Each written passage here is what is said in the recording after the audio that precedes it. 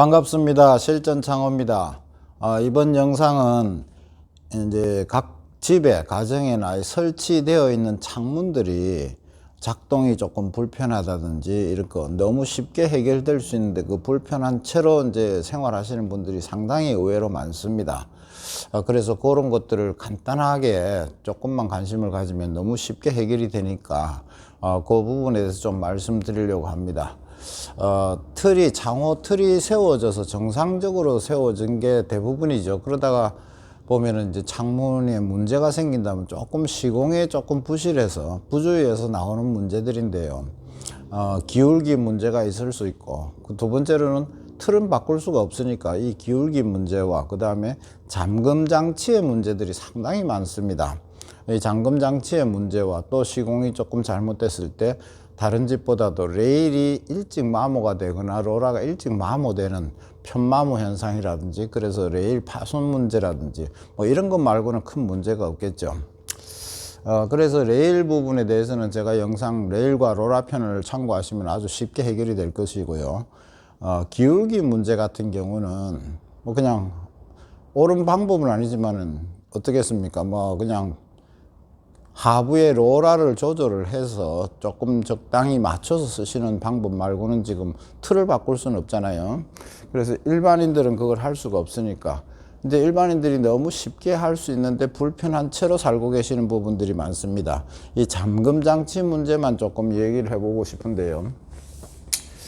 창이 규격대로 만들어지면 이렇게 정상적으로 틀과 문이 있으면 잠금 장치가 제작될 때는 거의 정확하게 제작이 됩니다만은, 시공을 할 때, 설치를 할 때 만약에 이렇게 조금 이제 과장해서 제가 그려볼게요. 이해를 쉽게 하기 위해서 이렇게 되는 현상이라든지, 또는 뭐 이렇게 휨이 발생하도록 수평이 안 맞다는 거죠.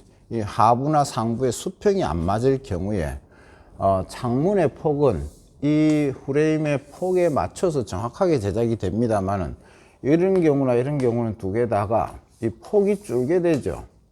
이 폭이 줄게 되니까 당연히 문이 맞지 않는 겁니다. 문이 좀 커 보인다, 우리 집 문이 왜 이렇게 크게 만들어졌나, 이런 얘기들을 가끔 합니다. 그 문이 커진 게 아니고 시공에서 프레임의 틀의 폭이 이렇게 줄게 되는 현상이 나왔다는 거죠. 그래서 요거는 아무 문제도 아니고 별 어려운 문제도 아니니까 요것만 좀 제가 알려드리려고 합니다. 그래서 창문이 정상적으로 제작이 되었다면, 시공도 제대로 정상적으로 됐다면 문을 닫아서 이렇게 잠금 장치가 자동으로 이렇게 쉽게 이렇게 잠겨야 됩니다. 그런데 조금 폭이 줄어서 이 부분이 만약에 잠글려는데 이 고리가 이렇게 걸쳐지거나 부딪혀서 억지로 이렇게 밀어서 만약에 이렇게 잠그는 경우가 아마 한 80% 이상이 될 것 같습니다. 실제로 해보면.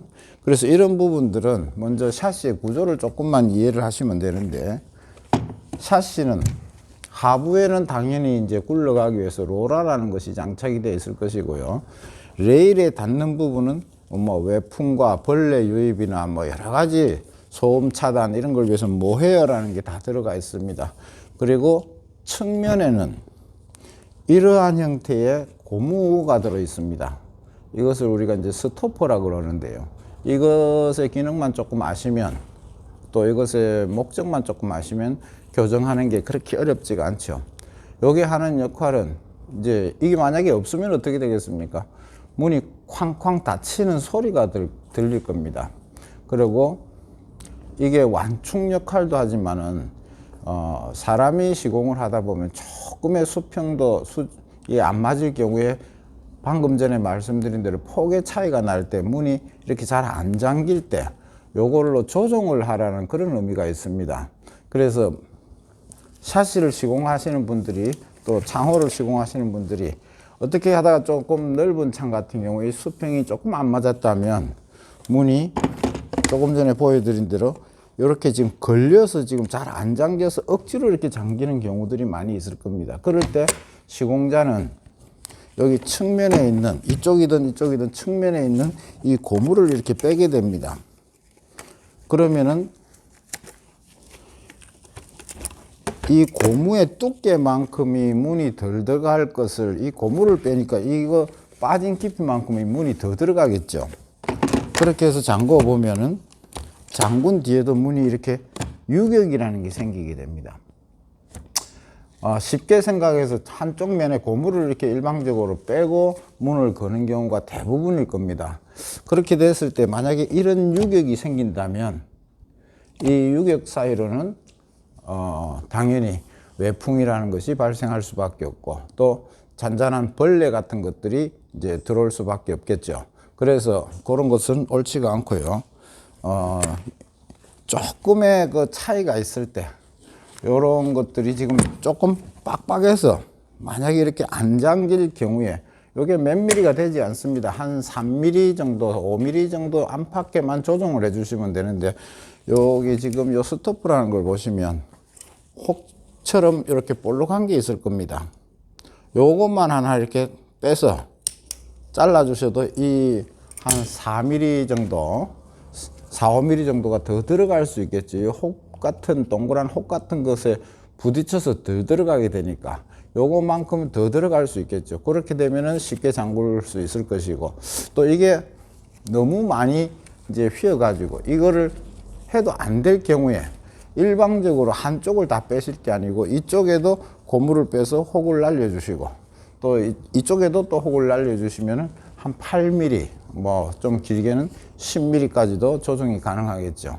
뭐 이런 식으로 조정을 하시면 정밀하게 이제 조정이 될 것이고 그래도 여의치가 않다면 이제 요것은 그런 용도로 있습니다. 요 두께만큼을 이렇게 또 잘라주면 또 조금 더 들어갈 수가 있을 겁니다. 이렇게 잘라주면 이렇게 잘라준다면 이 두께만큼이 조금 이만큼 두께에서 혹까지 해서 이만큼 두께에서 이만큼 그 다음에 또 잘라준 만큼 이만큼 이렇게 해서 조정을 하시게 되고 만약에 집에 있는 창이 시공을 한 분이 이거를 그냥 일방적으로 빼가지고 이렇게 유격이 만약에 생겼다고 치면 이것을 대처하는 방법은 간단합니다. 주변에 샤시 공장에 가시면 요 스토파라는 요것은 그냥 달라고 해도 줍니다. 한두 개, 몇 개. 뭐 더 쉽게 구하실 수가 있는 겁니다. 이것을 빠진 데 빈자리에다가 꼽아 가지고 또 잘 안 잠기면 방금 그런 식으로 자르고 들어가는 깊이를 조금 조정만 하신다면은 아마 빈틈없는 이래 창호가 되지 않을까 싶습니다. 아주 쉽고 간단한 방법이니까 잠글 때마다 자주 잠글 때마다 이 불편함이라든지 겨울에 이 외풍 때문에라도 이런 것은 조금 수정을 하고 창문을 사용하시는 게 좋을 겁니다. 오늘 영상은 여기까지로 하겠습니다. 감사합니다.